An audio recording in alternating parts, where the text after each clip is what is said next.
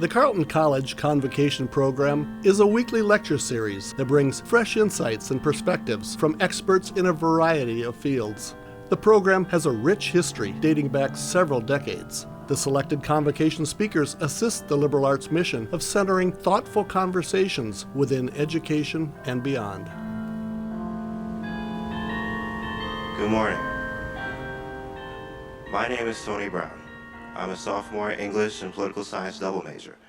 David Wright Faladé is a professor of English at the University of Illinois and was a 21 to 2022 Dorothy and Louis B. Cullman Center Fellow at the New York Public Library.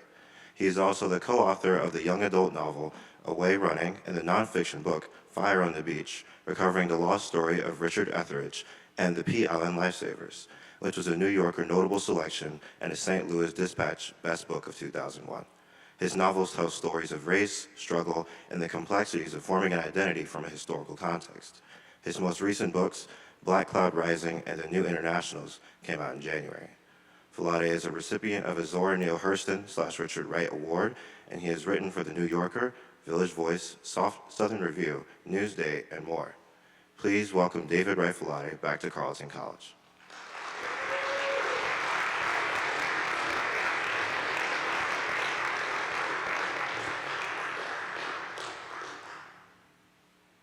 Hey y'all, thanks for coming out. I was just saying to some friends in the audience, it's such an honor and I'm so flattered to be able to come back and speak at the alma mater. You know, Carleton was completely formative for me. I'm from really small town West Texas. So coming to a place that taught me how to think a little bit better than I was doing on my own and opened me up to the world, even though we're in this small town in Minnesota, was just really super important. So the title of my talk today is My Four-Colored Bic and the Constitution, and I'm gonna just read from the text, and I hope we have time for Q&A at the end, because I always much prefer the dialogue than me just sort of yapping at you.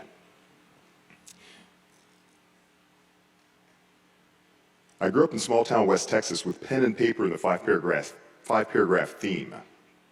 When I came to Carleton, it was during the days before, not just the internet, but also of readily available desktop computers. Laptops? Not yet. Most students had those old typewriters with a thin horizontal screen about the length and width of a pack of Starburst fruit chews. I'd taken typing in high school. All of us college-bound kids did, recognizing and dreading that college papers would have to be typewritten and not just scrawled on lined paper. I arrived in Northfield thinking myself math-minded until a D in Frank Wolf's calculus class, fall term first year, disabused me of the illusion. Rhetoric, what the first-year comp class was called back then, spotlighted for me the fact that I wasn't much better at reading and writing than I was at math. I got a C in that course, but unlike in calculus, I'd enjoyed Rhet. The readings that Professor Walker assigned and the classroom discussions that she and my classmates engaged in, opening up those readings, captivated me, even though I often felt lost. I had trouble making the connections that others did, and my own interpretations of the text were facile and obvious, even to me. Part of the problem I came to realize was the five-paragraph theme. Otherwise put, the problem was my understanding, or rather my misunderstanding, of the purpose and function of writing. With a five-paragraph theme, you introduce the subject matter via a thesis statement, then subsequently listed, in order, 3 supporting statements. Each supporting statement became the thesis statement of one of the 3 supporting paragraphs. Then, in a concluding paragraph, you reiterated the thesis and closed. The 5-paragraph theme was easy and convenient, but necessarily was also very limited. It was not an engine driving the development of ideas. Rather, it was a means to express a fully formed and fairly simple one. You figured out what you wanted to say in your head by contemplating the subject matter, and after, having made an outline, the only pre-writing I was introduced to, you laid it out via the 5-paragraph method. With time here, I began to learn that writing could be more. Professors would hand back our papers with comments and the opportunity to rewrite for a better grade. Given that I was getting C's, B's at best, I always jumped at the chance. Most of the comments on my 5-paragraph papers invariably encouraged me to expand, to expound, to develop. At about the same time, I spent a trimester in Pau, France, where one day I stumbled upon a 4-colored bic on the bureau of my host family's house. I'd remembered the sky blue on white plastic tubes from elementary school, though they had been merely a fancy crayon back then, more than a useful tool. Rewriting assignments in Pau with a 4-colored bic, I found the varied ink useful. I created a sort of system. Green was for adding text, blue for making marginal notes to myself, black for marking through awkward or unnecessary words or phrases and sentences, sometimes entire paragraphs. I avoided red as it echoed all the red that was already all over my papers. By my 4th year, back on campus, I began to see positive results, not merely in better grades, but also in recognizing that rewriting was the central act of writing itself. I better understood the subject matter when I wrote and rewrote, when I took the professor's feedback, not as unfavorable judgment or as scolding, but as commentary and elucidation. Rewriting helped me to re-see, which is, of course, the origin of the word revision, to expand and to expound, to shape an argument and to effectively express it. I became more comfortable with writing as process. During my final year, I also began experimenting with creative writing, some terrible, genuinely terrible poetry, and a few sketches that weren't quite short stories but aspired to be. While saccharine and sentimental, the sketches weren't nearly as bad as the poems. When I left the country after graduation, bound for London, pursuing an opportunity to play semi-professional American football for the Heathrow Jets, I also packed up my journals, which I'd begun keeping sophomore year, and my 4-colored bic, and also some notes for a novel I planned on writing. Alongside football, I also left the country because of the feeling of outrage, real outrage that I felt as a black man in America. Spike Lee's Do the Right Thing came out that year I left, and it captured the dangerous crossroads of race, class, and violence at which we, as a society, had arrived, a crossroads that we always seem to circle back to, and which we seem incapable of moving beyond, even today. I chose to leave America on a one-way ticket to find, quote, a refuge from the American madness, as James Baldwin put it. I was gone 5 years, first in London, then Paris, and also in the Ivory Coast in Benin, West Africa, and in Bahia, Brazil. And my writing continued to evolve, as well as my understanding of what the process of writing could do. I continued to work on my novel and also wrote some short stories, proper short stories and not just sketches. And an opportunity to report on American sports led me to journalism. I became a correspondent, then a feature writer, about American sports, which were just becoming popular over there. Journalism, even just sports journalism, gave me a perspective and professional experience, and I continued to evolve. As a writer, I went from pen and paper to working on one of those old boxy Apple IIe's. The cut and paste function and highlighting and striking through text felt revolutionary. But my 4-color bic was still primary for rewriting, as I marked up computer-printed hard copies between drafts. My fiction evolved as well.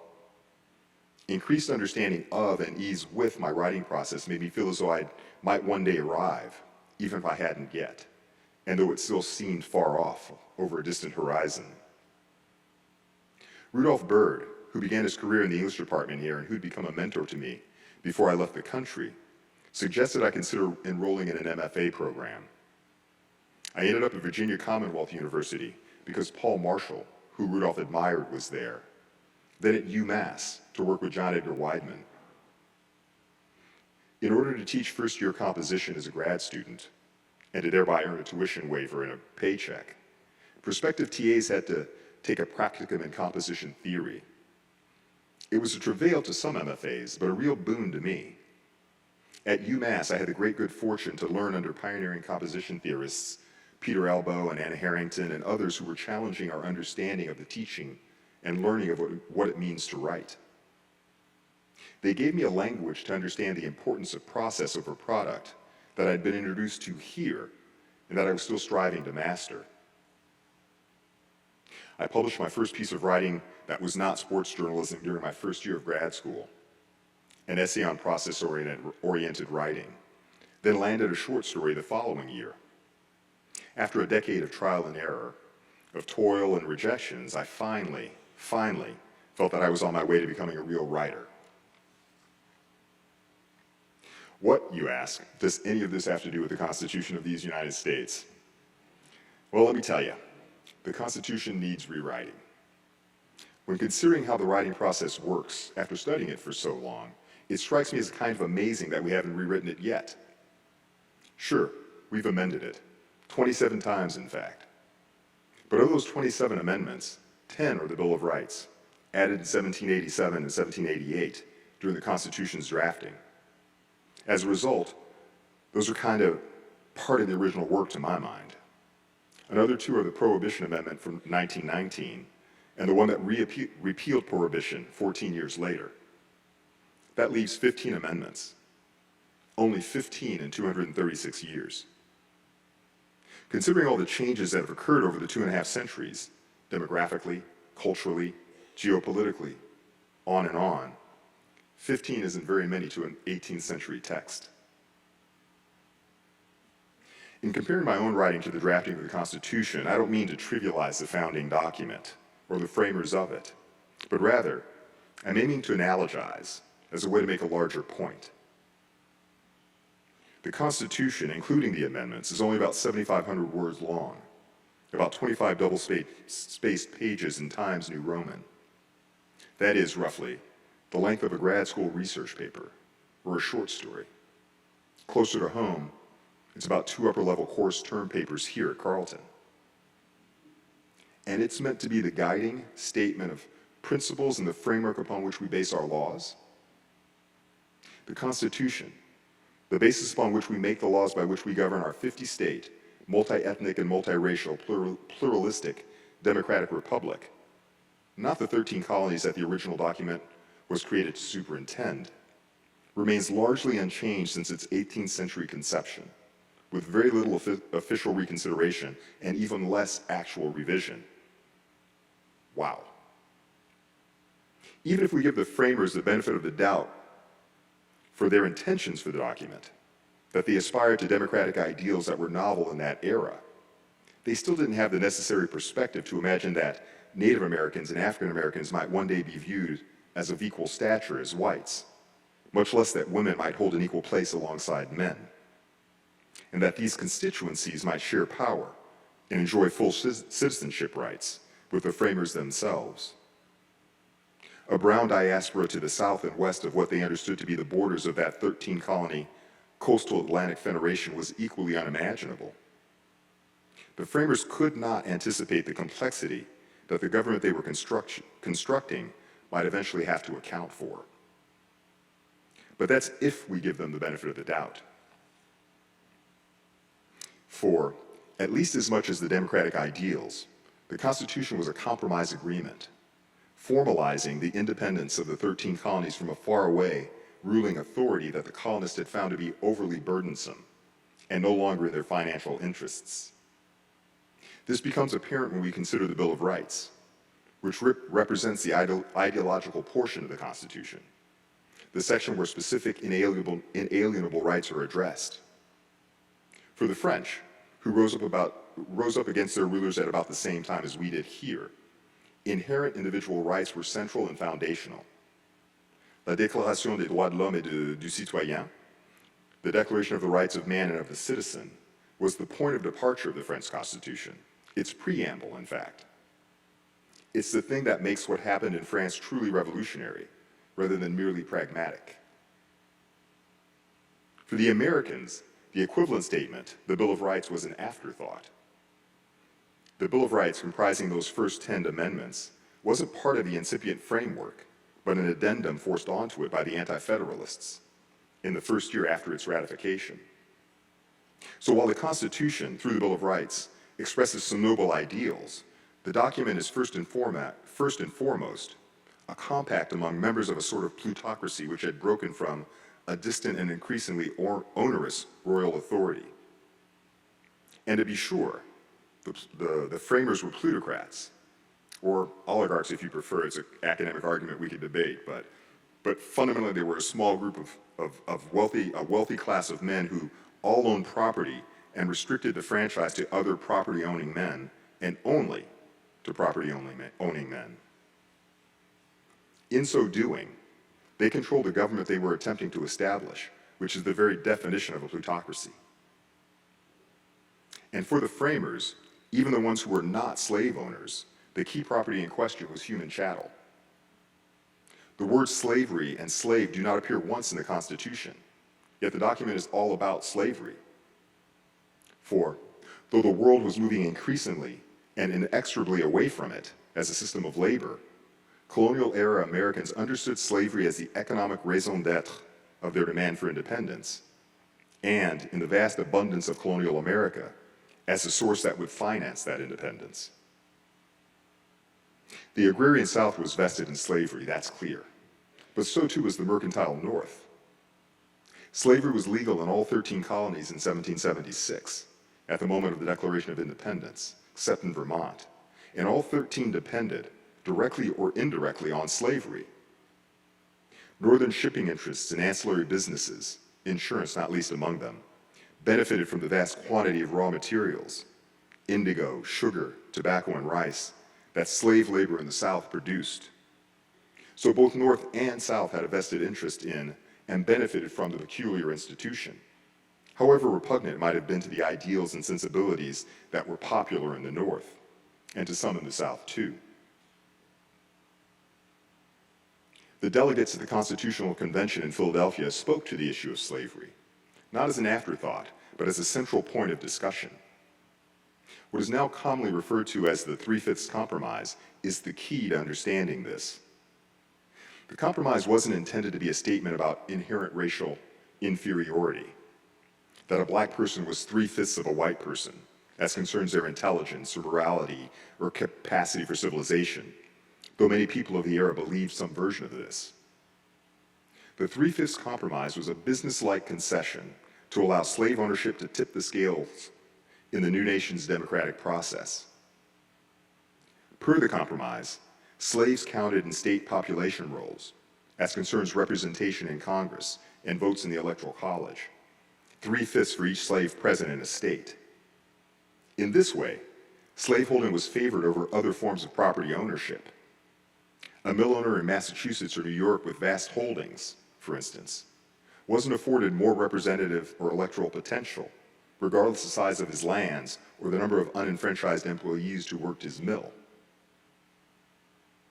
It's not surprising then that 9 of the first 12 presidents, fully 3/4 of them, were Southern slaveholders. That's a vested interest in slavery, regardless that the word does not appear in the Constitution. Slavery was a defining, if not the defining element of our national social compact. Okay, you say, so what? Well, here's the so what of it and why it matters still today. Because contempt is the true issue. Racial contempt is at the core of the society that the framers created. American slavery was racial slavery, erected upon a foundation of racial contempt as a way to divide the lower ranks of society, and, in that way, to manage those lower ranks. This predates the founding and goes back to the English arrival on these shores a century and a half before it.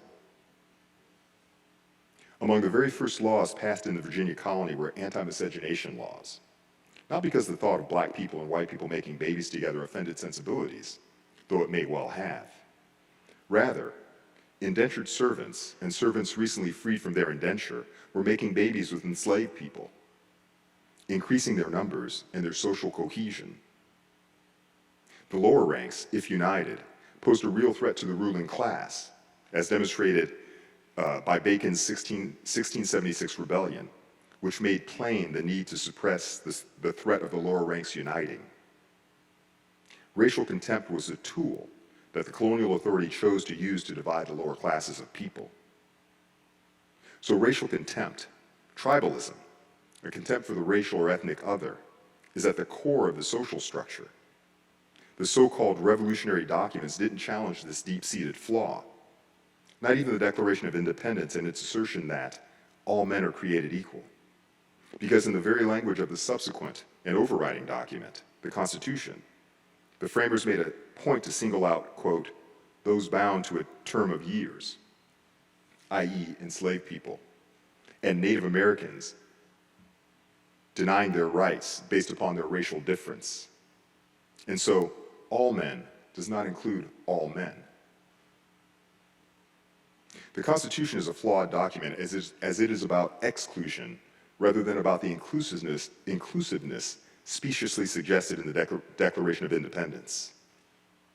If the foundational document relies upon racial contempt as a core principle, then necessarily that principle, or echoes of it, will reproduce itself subsequently. The amendments are like Post-it notes slapped onto the original parchment. Amend the Constitution all you want, the core flaw remains, infecting all that follows. And we're surprised that the contempt upon which Trumpism relies is so widespread and so deeply entrenched. Throughout United States history, whenever political forces have wanted to galvanize segments of the population, they've relied on the contempt inherent in the original document because it's a proven strategy. I say let's rewrite the document to speak to our current reality. The possibility of amending the Constitution is written into the document. The possibility of amending the Constitution is written into the document. Why not just continue to do that? Well, let me tell an anecdote, jeune though it may be, by way of response. My first year of graduate school, I wrote and rewrote a story called So On, a day-in-the-life Paris story that I imagined and hoped really would be in conversation with James Baldwin's stunning This Morning, This Evening, So Soon. And if you haven't read the Baldwin story, it's spectacular. You should read it. The final draft of my story was 53 pages long, more novella than short story, not so unlike Baldwin's. And when I submitted it to the graduate fiction contest, it won. Elated, I immediately began submitting it to literary journals. This was in the 90s, when everything still happened by snail mail, pen and paper, stamp and envelope. Rejections trickled in over months and took three forms. Any of you creative writers from back in that era will remember this. Most commonly, a little square piece of paper, about 1/6 the size of a normal sheet with photocopied on it, a generic response. Dear author, thanks for your submission, but we regret to inform you that. And it would be signed, though also in ready-made typeset, the editors. Number 2, that same minuscule square of paper with some brief handwritten scrawl on it, usually just a sentence, maybe just a phrase, engaging prose, something of that nature. Positive, though not offering much, if any, feedback, and usually just initialed, so as not to identify its writer and thereby encourage the author, me, to reach out. Or 3, a proper letter. Exceedingly rare and maybe just a paragraph in length, it commented on the piece and was signed by a real person from the masthead. A rejection all the same, but also encouraging and offering some feedback on why the magazine was not accepting the piece. My story So On only got number 1s, the little squares of nothing, about 20 of them. I continued with grad school, not disheartened. The story had won the contest after all, but understanding that the victory was localized and that if I aspired to be a professional writer, it required more. I finished my MFA, writing more stories, and placing one of them in the journal African American Review and another in the Sewanee Review. I also landed a college teaching job. I returned to So On 4 years after having originally finished it, quote unquote, and with the passage of time, saw it with new eyes. I rewrote again, and rewrote, reconsidering the basic structure, cutting, adding, recomposing entire sections. What had been 53 pages was now 35, focused, fluid, evocative. It had been hard work, but the new product was so much closer to what I'd originally intended. I recognize that now. I sent it around, Dan. More little squares of nothing. But also every now and then, a number 2 with an encouraging phrase or sentence, and also one number 3. without specific recommendations, but consisting of a long paragraph of feedback that helped me see what the reader was seeing when they read my words. This gave me invaluable perspective that helped me understand the publishing contexts. Otherwise put, what editors were looking for. Life went on, college teaching and marriage, and a few years of long tenure. Then abouts, some 10 years after winning the Graduate Fiction Prize, I returned to So On. I'd only occasionally looked at it during that time, typically briefly, a quick reread, a tweak here or there. But now, once more, I plunged fully back in. I rethought, restructured, reworked. 35 pages became 23. The story was still the one I'd originally conceived, a day in the life set in Paris. But this time, the real, final draft came out in a few months and was almost immediately accepted by the literary journal Witness, which I'd been trying to get into for years. My point here is that, for So On to succeed as a story, I needed to mature as a thinker and a writer and a person. I needed to benefit from trial and error. I needed for other stories to fail and for some to succeed. And I needed for my life to go on. I needed life lessons in the real world. The Constitution includes things worth keeping. Notably, many of the ideals expressed in the Bill of Rights, which strike me as an appropriate foundation upon which to construct a present-day framework for an inclusive democracy, composed of diverse and multi-ethnic stakeholders.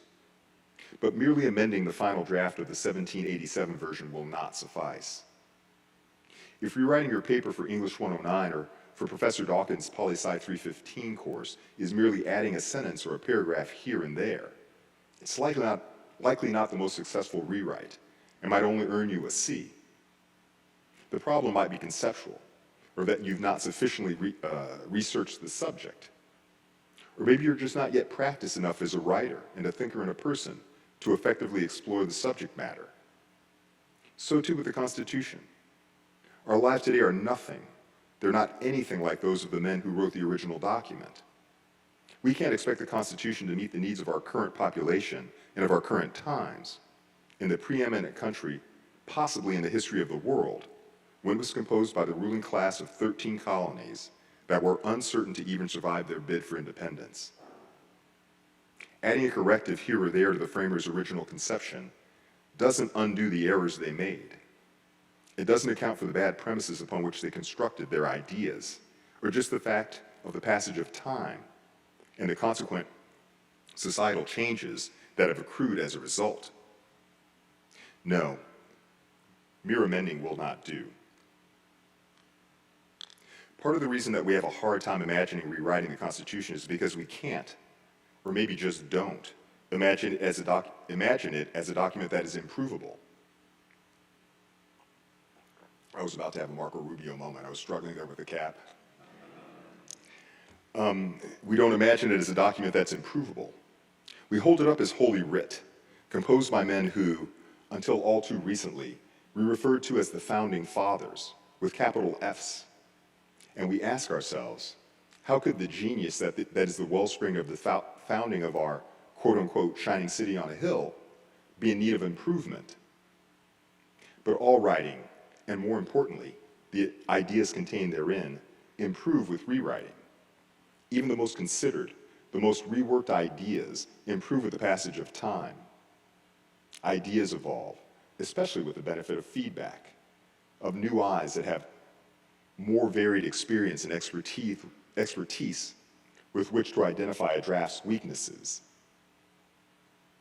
Peter Elbow, the composition theorist, perspicaciously observed that errors are not necessarily errors so much as the site where learning begins. Or, as Bob Sullivan, my football coach here at Carleton, who was a bit more corny though no less right, would put it, problems aren't problems, they're opportunities. During the 236 years since the ratification of the Constitution, the ideas and ideals contained within it have had the occasion to mature. Likewise, our understanding about how to more effectively realize those ideas and ideals has developed and grown.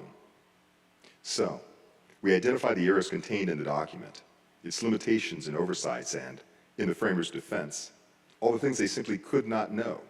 as they were 18th century men with specific interests and not all seeing gods. And we use that knowledge as an opportunity to improve upon the earlier texts. Some foundational ideals merit safeguarding. We keep, as I stated before, the ones from the Bill of Rights, for instance. And we keep the principles of the separation of powers and of checks and balances, but we revisit the best way to achieve them, given our expanded polity and our contemporary context. And we also revisit other aspects of the document that have not aged well, such as the Electoral College and the relatively small number of members of the House of Representatives, or the lifetime appointment of federal judges. In short, we acknowledge the improvability of even good ideas. Some of those original ideas demand revision, for clarity at least, if nothing else, as they were just poorly written. Take the Second Amendment.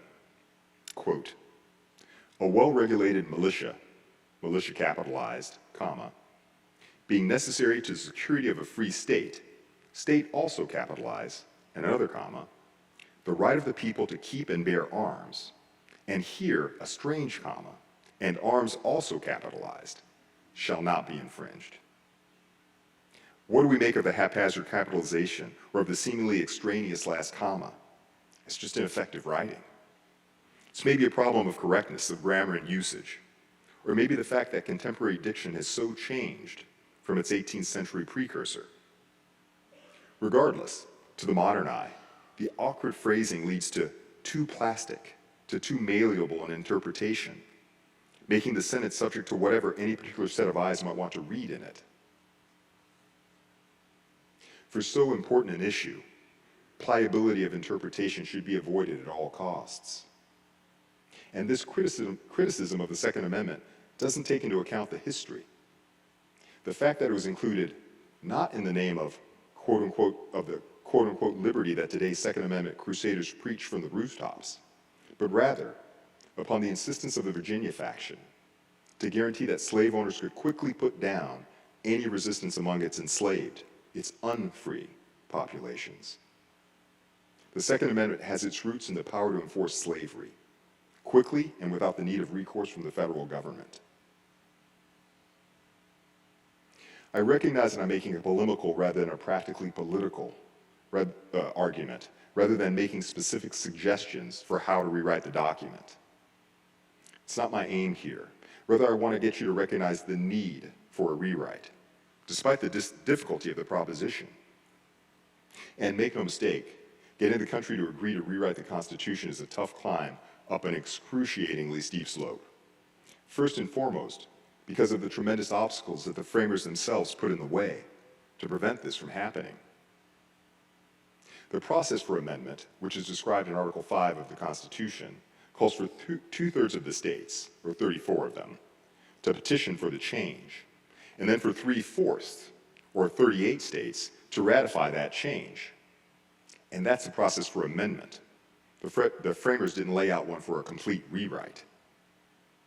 But despite the difficulty, the idea of a rewrite isn't unheard of, or even an outlier.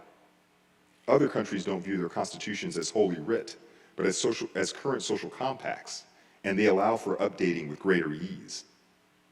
France rewrote its constitution 4 times in the 20th century alone. I get that the US is not France, that we're not a Scandinavian-style social democracy. I'd argue that we're not 1789, recently colonial British North America either. It's worth noting that, among the framers themselves, the idea was the subject of live debate. Thomas Jefferson argued for a regular rewriting, about once every generation. In a letter to John Wales Epps, he wrote, we may consider each generation as a distinct nation, with a right, by the will of its majority, to bind themselves, but none to bind the succeeding generation more than the inhabitants of another country. Otherwise put, Jefferson argued that each generation of Americans should not be bound to the ideas and priorities of the previous generation. Rather, he believed that the Constitution should facilitate regular updating so that the subsequent generations have the ability, quote, free and unencumbered, to accommodate to the times through which we are ever passing, as he wrote in another later letter. Change, even the most difficult change, only occurs when we can imagine it. So we must first imagine it if we hope to one day see it realized. The key first step is getting the broad swath of the population to believe, and to accept, really, that the Constitution is not Holy Writ, and that it can and needs to be improved. The idea of rewriting the Constitution is not as radical or as extremist as we tend to believe either, any more than it is novel or uncommon. Over the years, some 400 petitions have emerged from state legislatures calling for a constitutional convention for various reasons. Several states, typically red ones, and a long list of organizations and groups, again, more conservative than progressive ones, have argued for a rewrite. The fact that the push to rewrite tends to come from the right more than the left may scare some. It doesn't me. What's clear is that both the right and the left, and particularly the conservative populist right and the progressive populist left, which tend to be composed of people from the lower ranks of society and not from the ruling elite, find our social compact, the basic agreement between citizens on how to run society, to be failing to meet their needs. If representative democracy is self-governance, then we, as collective, must collectively agree about how that self-governance should be effectuated. And it's from open dialogue and debate among the various stakeholders that we will arrive at common ground agreeable to all parties. The rewriting of the Constitution, with the participation in voice and in vote of the various segments of our diverse population, as well as of the various ideological positions, would produce a document for our times, based upon the past that had led us here, but without the encumbrance of unfavorable aspects of that past. The question at the heart of this rewrite would be, what does it mean to be American today? And who gets to determine this? And central to those questions would be the lingering problem of the identity-based contempt for difference that is embedded in, indeed foundational to, our current Constitution. This natural reckoning is long overdue. About a decade ago, Rudolph Byrd, my friend and former mentor, made the case for just such a reckoning from this very podium. He urged that we, as a society, quote, notice race rather than ignore or trivialize it. By noticing race and other forms of difference, he argued, rather than embracing specious notions of colorblindness, the pretense of not seeing race, however well-intentioned, or that race no longer matters, we become aware that, quote, the past is the present, that we live in racial history, that structural racism is not past, but a feature of U.S. society. By noticing race, and these are my words and not Rudolph's, we are more prepared to do the work of creating a more inclusive society, rather than this petty, divisive, and retrogressive one that Trumpism aspires to. The Mississippi journalist Wright Thompson echoes Rudolph's message in his new book, The Barn. In it, Thompson, who's white, dredges up the 1955 lynching of 14-year-old Emmett Till in a bar nearby where Thompson was born and raised, but which he had been taught by the societal forces surrounding him not to see. Thompson states as his intention with the book to interrogate the present to see whether the past remains. This variation of Faulkner's "the past is never dead, it isn't even past," and of Rudolph's admonition about living in racial history, strikes me as particularly relevant right now. Because as Thompson puts it, our present-day potential for violence is alive and undiminished. And he's right, as evidenced by Derek Chauvin and George Floyd, and by Memphis' Scorpion Police Initiative and Tyree Nichols, and by Breonna Taylor and Elijah McClain, and Sonia Massey, and Takia Young, and Roger Fortson, and on, even today, in the 21st century. And by Kyle Rittenhouse in Kenosha, and Daniel Perry in Austin, and by the Proud Boys and the Oath Keepers and all the other armed and emboldened militias no longer standing back and standing by, but rather just raring to enforce compliance to Trumpism, even more than to the man, to the divisive and destructive grievance-based movement that he's given voice to. It's not new, none of it. Just as Jim Crow was an echo of slavery, Trump's executive orders and the varied state and local actions that have proliferated against so-called woke and DEI echo whites-only water fountains. They echo the eugenics movement. Trump's invocation of the Alien Enemies Act of 1798 to remove purported Venezuelan gang members without due process echoes the internment of Japanese Americans in the 1940s, which was an echo of the Chinese Exclusion Act of 1882, which was an echo of the Indian Removal Act of 1830. And also because The Handmaid's Tale should remain dystopic science fiction, not become a calamitous prophecy of next week. The Republicans attempt to use the 1873 Comstock Act as a way to control and to limit women's reproductive health should be pealing 5-alarm bells right now. It's not new, and it infects our current reality. It's not only what we do, wrote Molière, the 17th century French playwright, but also what we do not do, for which we are accountable. So let's do something. The task at hand, updating our democracy to meet our 21st century needs, seems daunting, impossible even, till one day it isn't. In 1899, the Washington Post declared that the Constitution nearly unamendable, and then over the next few decades, it was amended 12 times. So too today. Each small effort accumulates and aggregates, and all of a sudden, they coalesce and they lead to change. Those small efforts start here. For sure, part of the reason you came to Carleton is to land a good job, or to get accepted to grad school or medical school or law school. Equally important though, more importantly, I'd argue, you're also here to foster and develop the abilities and skills, critical thinking, close reading and thoughtful writing and speaking, curiosity, that will prepare you to be thoughtful, participatory citizens. Preserving democracy depends upon it. Thanks, y'all.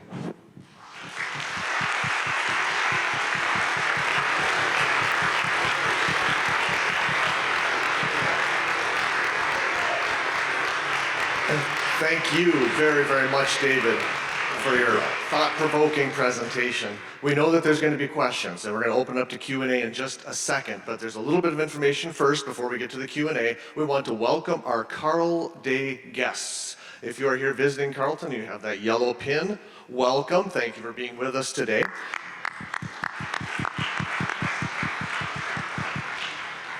Carleton is unique in that we have a convocation program basically weekly where we have great speakers, different subjects. Last week it was New York Times puzzle editor. This week we have David. Next week will be the author of the book Demystifying Disabilities. Part of convocation is the convocation lunch that happens directly after this. We have a few seats left at the table, so if you can help us eat the beef pot roast, pan-fried chickpea cakes with apricot chutney, steamed broccoli, and other delicious things, please let me know afterwards. Like I said, we have room for a few more seats at the table. Apart from that, let's get to the Q&A, and this includes our over 30 people on Zoom, by the way.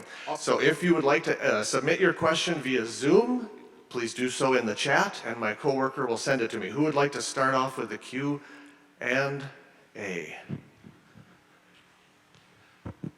Hi, thank you so much for your talk. I was curious as you were speaking, why, like there's the difference between like the originalists, like that interpretation of the Constitution, like the pragmatists, who kind of reinterpret, like given the context of our like modern moment. And like why is that like not enough? Like why do we need to just do a total rewrite rather than do like a modern interpretation?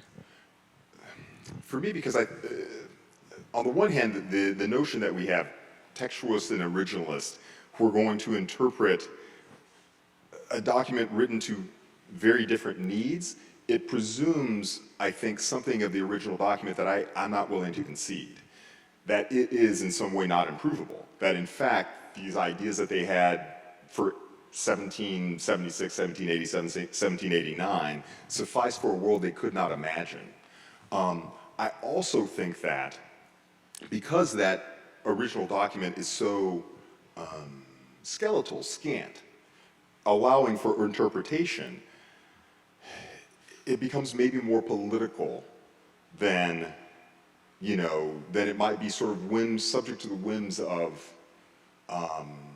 not just the current political moment, but a reiteration of the past moment that, again, to me is that flawed original document. Case in point, Citizens United, which I find very troublesome, its origins in this weird way are in the 14th Amendment. After the 14th Amendment, it was used more by corporate interests than it was actually in racial cases. And the notion of corporate personhood derives from a case from the late 19th century. So if the document is that flexible, maybe we should just rethink the document and be more precise about how it's going to meet our needs, from my vantage point.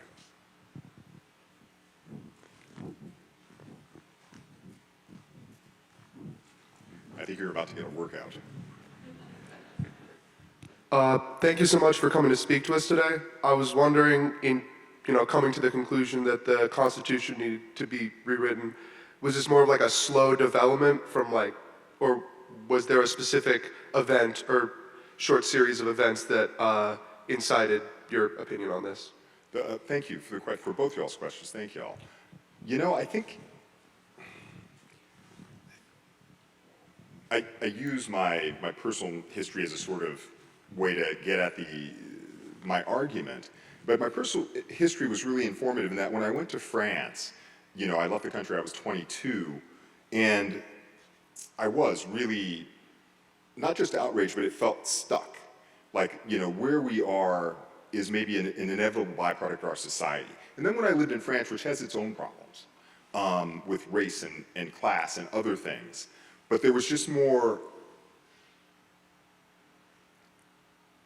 I was about to say pliability, but I don't think that's the right word, more flexibility to imagine themselves as flawed, to see themselves as flawed. That struck me. So then I started asking myself the question, well, why do we do it so differently? The other thing that struck me, and I was at Carleton, I came of age during the era of Reagan. And I have a lot of problems with Reaganism per se. I think part of the reason we're in the moment we are is because of Reagan. The government is a problem. This notion that government is some external force that is looking to, hamstring us or tie us or do harm by us. The government is us. The government is us. Politics is a conversation. It's a way for us to talk about our needs. So it feels to me that the founding principles that lead us to that sort of conclusion, that emphasis on liberty, with the understanding of liberty being this sort of individual freedom, rather than a collectivity of free individuals, I feel like that's embedded in the Constitution in the way that we could maybe, again, have a conversation about it, and maybe that's exactly what people want. But it won't be left to as much interpretation. Does that kind of make sense?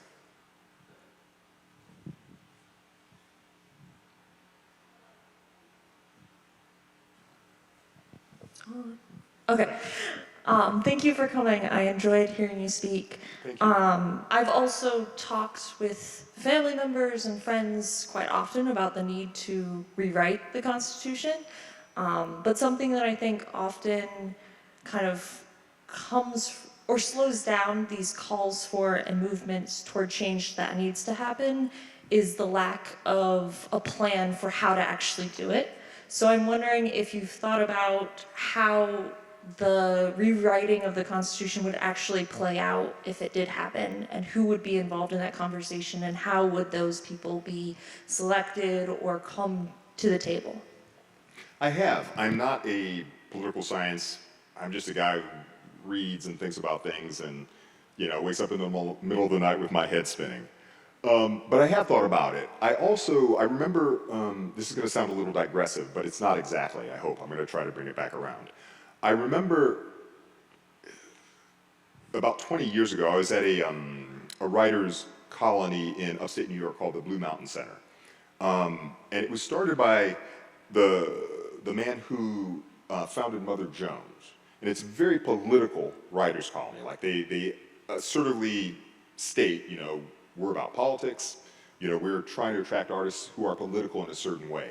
And I happened to be there over the 4th of July. And I remember the person who was running the residency wanted us to read the Declaration of Independence to celebrate the 4th of July. And I remember sort of going, why are we doing this? Again, not because I'm inherently averse to it, but in this really political context with fairly left people, we were doing this sort of hagiography. And that struck me, and this is the way I'm going to try to tie it back, that struck me as fundamental to the problem. You know, we call them the founding fathers, and we hold them up as something more than what they were. And so I feel like the resistance is in being able to imagine the idea. When I made that statement at the dinner table, the person who, again, very left person who was a co-founder of this writers retreat, had the same question that you did. Well, who would do it? And in my mind, I was like, off the top of my head, I was like, I don't know. But I started thinking about it, and I think about all the, you know, if we think about what education was in the 17th century, and the fact that it was such a small group of men who were doing it, it wasn't that they were uneducated, but they were fairly self-educated, you know? I mean, and they had the privilege of wealth that allowed them to do that. I think of all the great thinkers who talk about our social space, to say nothing of the people who study politics, who can inform, you know, various stakeholders. I feel like if they could figure it out in the 18th century, in the 21st century, we could figure out probably a pretty doable format to get various stakeholders and voices involved in the conversation, and then a process by which we could sort of construct a document that meets our times and then vote upon it. It wouldn't be easy. It certainly would be slow because we are so much bigger. Myself, I mean, I avoid some of the specifics here because I'm not a constitutional scholar, as y'all probably can tell, and I'm not a political scientist. But to me, that seems like almost like the least of obstacles, which doesn't mean it's not going to be hard. It just means that, you know, in 1787, they weren't inviting, you know, the freed indentured servants to the table and going, what do you think about this? They weren't inviting slaves, certainly. Women were not part of that conversation. I think by just having a larger conversation leading towards, you know, this reckoning that involves rewriting the document, that doesn't strike me as particularly problematical, although I think it would be difficult. Does that kind of make sense? I totally was a little bit all over the place, so I'm sorry if I wandered.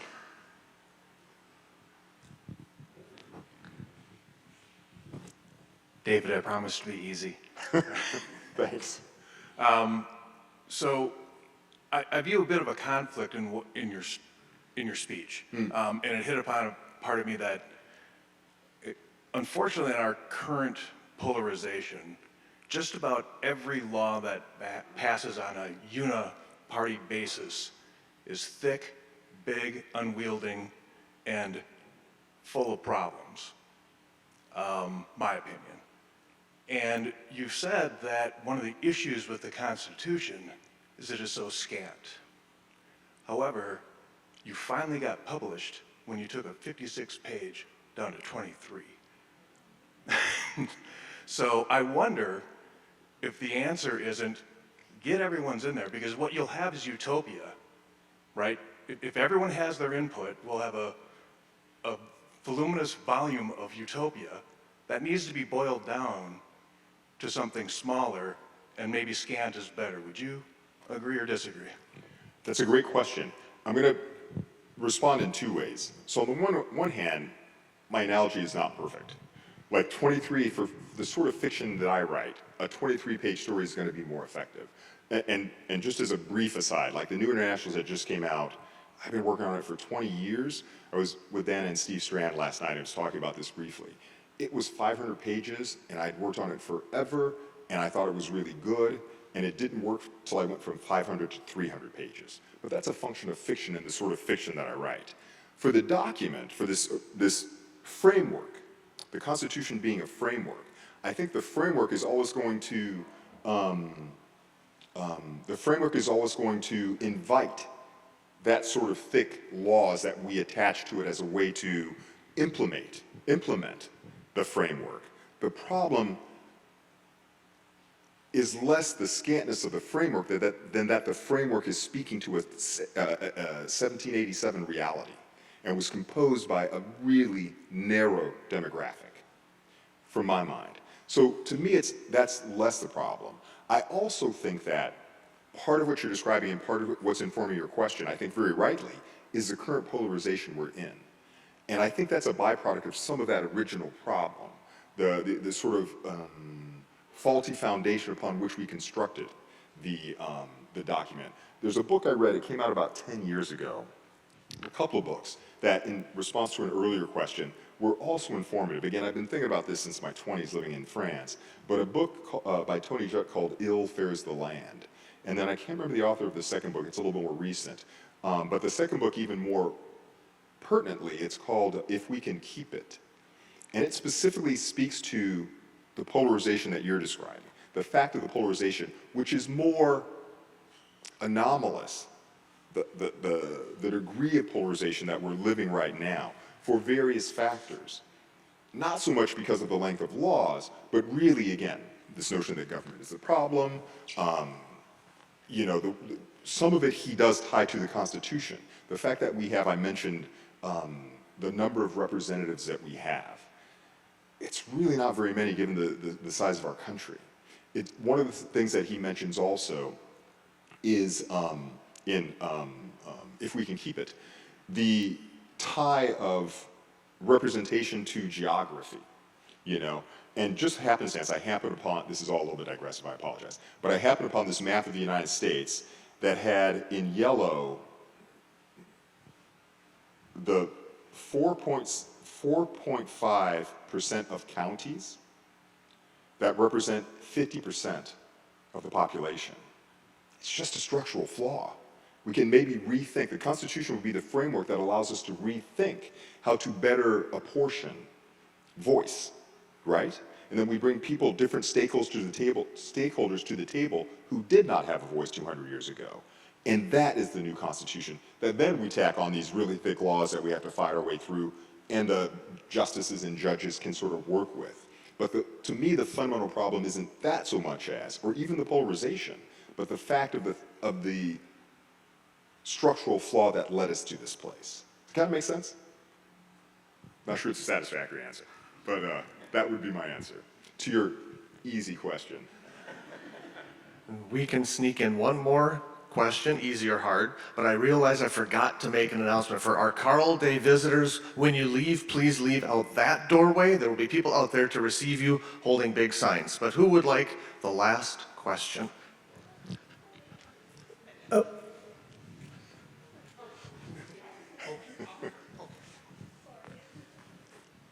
Yeah, could you just talk a little bit about, I feel like when you're writing, you have to have your audience in mind. Who is the audience for the Constitution? That seems related to the last question. There's a technical audience, it seems like there has to be. There's the citizenry writ broad. I'm just not sure. I feel like I don't understand the Constitution when I read it, and that bothers me. I think it's the citizenry writ broad. Some representatives of the varied stakeholders, because for me the problem is the stakeholders in 1787 are property owning white men, literally. Even non-property owning white men did not have the vote in the original enactment, because it wasn't in the Constitution itself that denied them the vote. It was that the Constitution deferred to state laws. But by state law, if you did not own property, you could not vote. So such a small, narrow demographic with their own interests are writing the Constitution. Then we debate, is it for these ideals that they state for me as an afterthought, or is it actually the pragmatic reality of that moment? Which is to say, we are separating from this burdensome ruling authority. Because our reality has changed so much and so many of those voices are absent, I think those voices they're speaking to not themselves, but to that larger constituency. So I think the audience is that larger constituency of citizens who have a stake in this. And as a brief side note, although I don't think it is exactly, another thing that always surprises me, every year, and I first became aware of this during during the Clinton administration. So for instance, in the most recent election, when Donald Trump, I think he got, was it 77 million votes and Kamala Harris got 75, which strikes as a big, big number. And it's the biggest number of people who had ever voted in an election. Percentage-wise of eligible voters, it's 66%. That's a third of the audience that's not engaged for one reason or another. They have that right, they have that choice, but it doesn't mean we shouldn't speak to that larger reality. So unless I'm misunderstanding your question, and I may be, it feels to me like the larger audience is that broad, multi-ethnic, multicultural, pluralistic society, that we're trying to live in together with very, very different ideas and interests and ideals and what have you. Does that kind of make sense, or did I miss your question?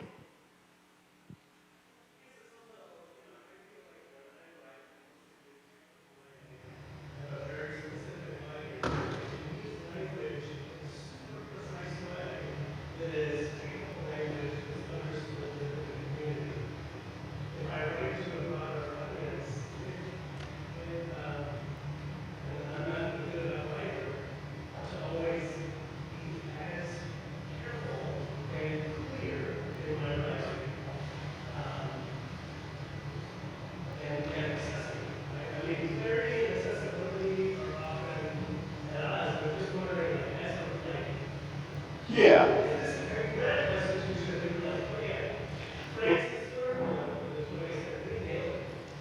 No, I think your question echoes Troy's a little bit. And I think it also echoes what was asked earlier by a woman in the back. The language itself has to be a technical sort of language. It's the framework for laws. But the Constitutional Convention, whereby they decide that language, you want to speak to your audience, right? So I think what's happening in the Constitutional Convention can be a way of understanding what we prioritize. How we then translate that into language that we put on the page, yes, would need to be more technical. But I think those are two parts of maybe a multi-process endeavor. Does that kind of make sense? I hate to interrupt, but unfortunately we do have to come to a conclusion. However, if you would care to join us for lunch, we can keep the conversation going. And that goes for others as well. Thank you very much, David, for being with us today. Thank you all for being here.